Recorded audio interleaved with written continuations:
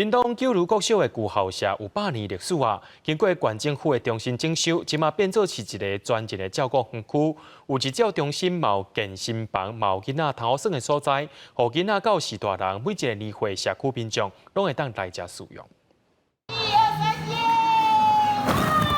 看囡仔耍甲遮欢喜，你叫这是虾米高级的室内游乐园？有趣流浪、球池，阁会当耍沙。其实这是屏东九如新的亲子佚佗的空间，完全唔免买票。盖好盖水啊，很好玩。很好玩，他每天都想来，每天眼睛睁开就跟我说他要来这里玩。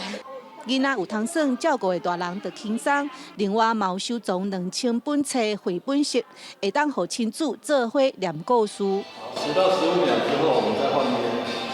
行到2楼是互社区民众甲长辈运动的空间，有教练带领，嘛有脚踏车等等运动设施。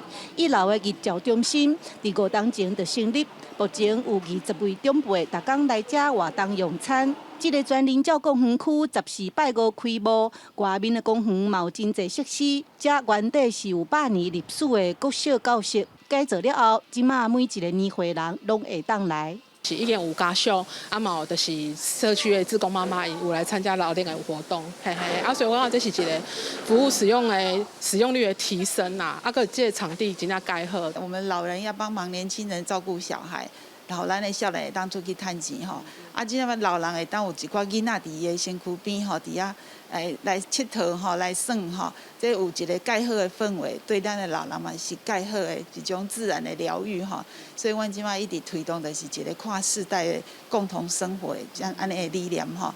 少子化佮加上个人化，屏东县开始推动专人照顾的理念。未来伫盐埔、潮州、恒春等等5个乡镇，嘛会陆续成立专人照顾园区。记者陈嘉文、赖伟做屏东报道。